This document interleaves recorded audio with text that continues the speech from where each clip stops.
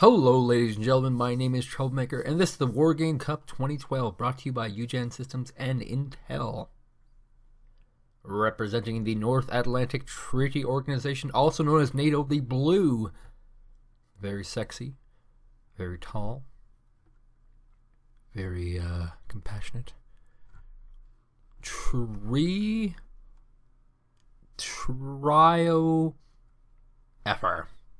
Trioe-French, we'll call him. And representing the Empire of Evil, once owned by Stalin, but today owned by the Reds, representing the Warsaw Pact, also known as just the Pact, is Tomoyo, which is very close to a copyright infringement, but it is in fact not. So let's speed up and see what these guys have for loadouts. This is, of course, a Wargame Cup match. The round of 600, 700 players left in the games. In the tournament it is still quite a massive tournament, but however the bottom 700 have been wiped out. Oop, I didn't hit the play button. Oops. So right off the bat, we got a command moved away by Trioe-Fr. Let's look at what we got for Tomoyo. Loving on these UAZ Conquerors, a lot of cheap T-55s. Lots of infantry vehicles. Ooh, 3 Danas. Are you kidding me? That's a lot of artillery. And lots of infantry-based anti-aircraft. Means very heavily immobile aircraft. And opening moves here, we see that we in fact have a capture of Gulf and Echo for Trioe, who's moving a lot of these battle tanks out in the field. We have some helicopters coming up here. We do have 2 Rolands though. This could be quite some problem for Tomoyo, who successfully guns down a very expensive unit actually. And all these units by Trioe-Fr are very expensive, and so mistakes are going to be very, very costly here. Now, what was I talking about infantry being very immobile? Well, if you were to get a vehicle like a good old-fashioned Roland, it moves around, it travels very quickly. However, with the Przylka is a good example. Once you deploy them, they move pretty slowly, and they'll never ever catch off anyone by guard. Now, looking at the map, we can see that there's only 1 point captured for Tomoyo, and he has moved all his vehicles to the middle, has captured the middle position, and his artillery are in fact firing up. Big giant clump of units though, needs a little more organization here. And the artillery are firing off, trying to hit really anything they can. Looks like they're going straight for this region right here. Not a bad location. Lots of expensive units here. If he was to kill just one of these, it actually would pay off. And he's actually evacuating this position. Keep in mind, these are very, very well armored units and can probably absorb the artillery fire. But no, he's moving them out of position. So he's kind of giving Foxtrot away, even though he didn't really want that. And looks like it's only going to be a 1 command scenario for Tomoyo. Kind of scary considering how large the map is. This is generally a map where people like to have at least 2 or 3 and go for a longer macro game. We do see this army is slowly moving forward. UAZ Conquerors, of course, not that armored, not the best to lead the charge, but these Zalos are definitely quite armored, quite worth keeping up front. They're pretty much tanks. And yeah, I'm kind of interested to see how he really works with this giant death ball of anti-armor weaponry. And just a little bit of anti-air and a few tanks.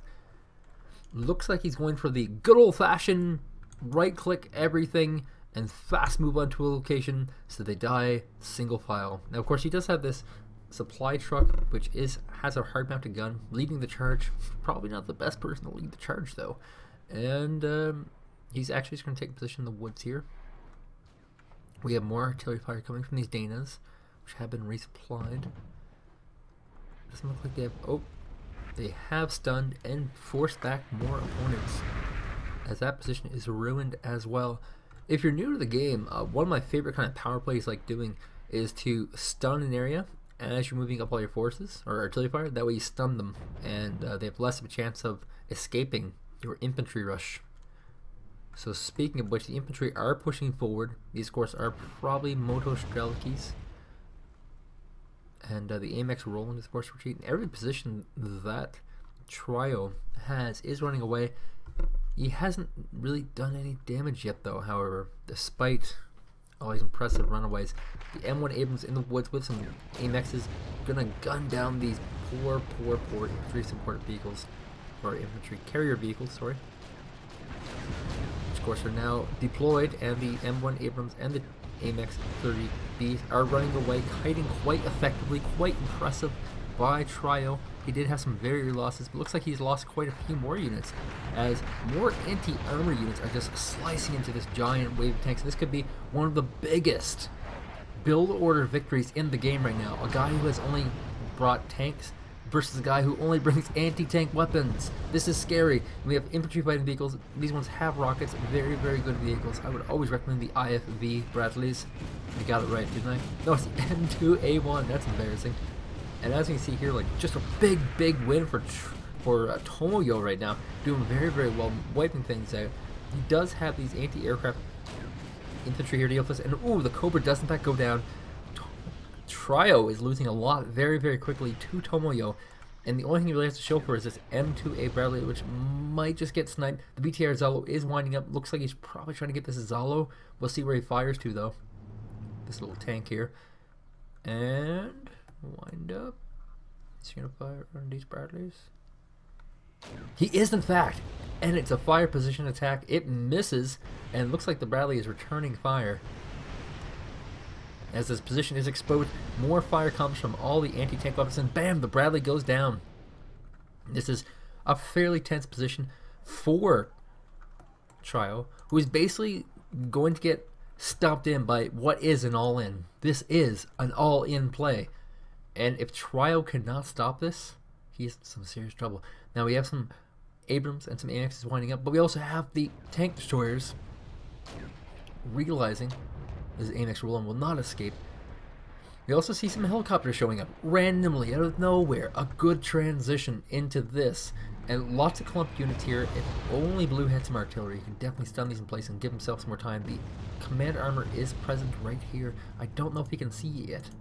No, he doesn't see it. He does not in fact see it. He's moving back some injured units, probably not by choice, mostly because they're being routed.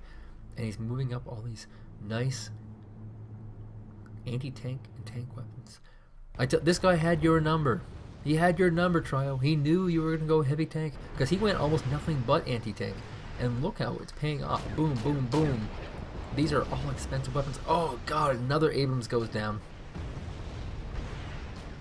And just vicious amounts of rockets hit this location. All the Abrams are down now. It's just these poor AMXs. I like these tanks, but it looks like they're underperforming here against anti-tank weapons. There's just so many of them. It's daunting. He also has the Dana supporting, which is a little bit scary, because that means that every time he moves forward, he can potentially hit a stunned opponent. Now, as he moves forward again, he's going for the command armor. This is in fact scary. There are some helicopters here. They are wisely staying back because there are in fact some chasseurs FAMAS in the woods here, preventing them from getting too close to the command armor. The command armor pulls back.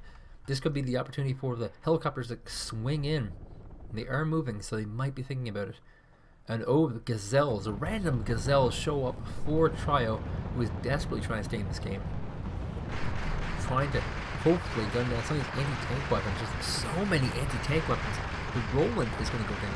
The chasseurs FAMAS are going to take it this Scott for free, and these helicopters are doomed. Oh my god, they're pounding the location here. They're trying to take out the chasseurs FAMAS.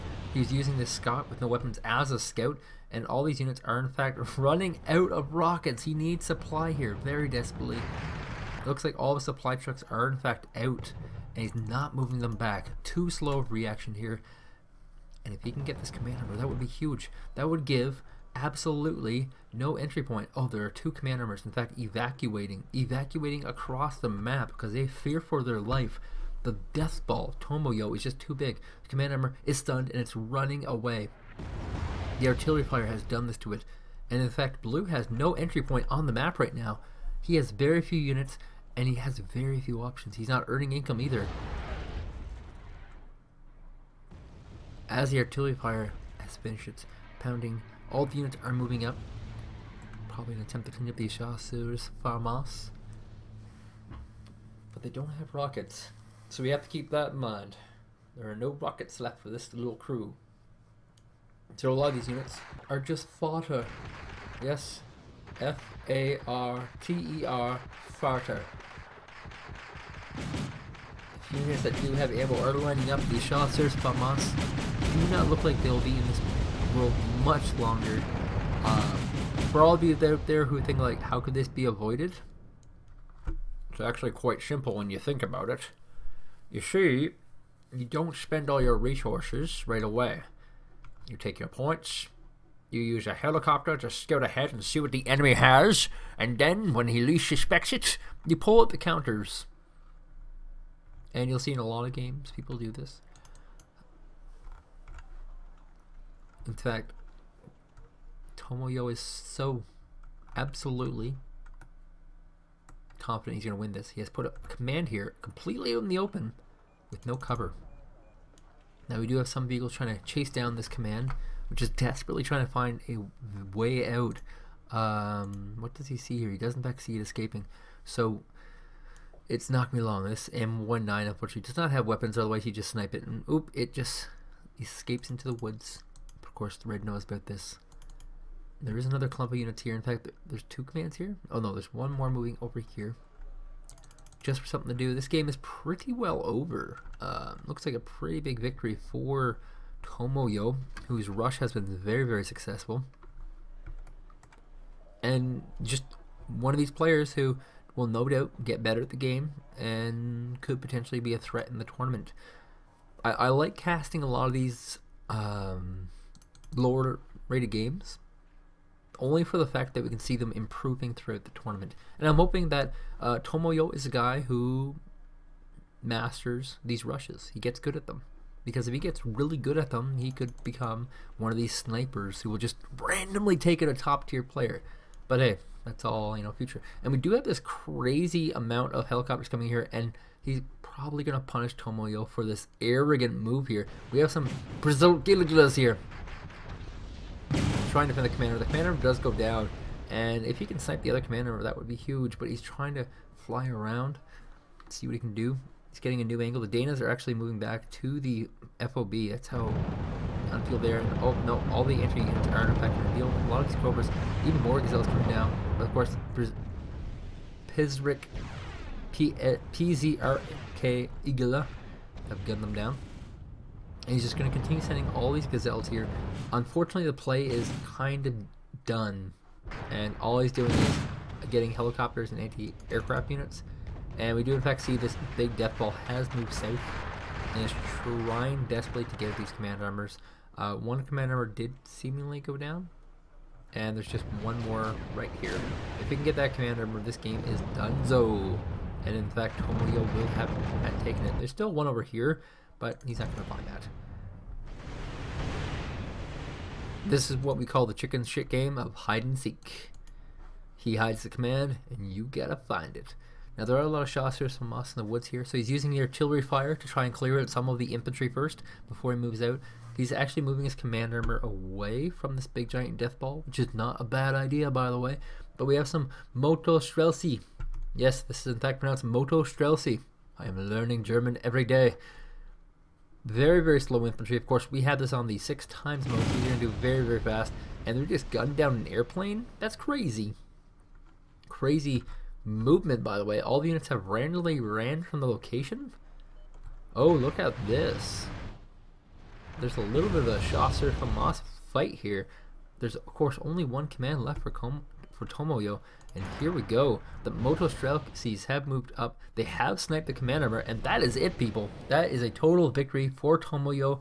A very, very potentially good player who has a chance of winning the cup just like anybody else. And he has time to develop.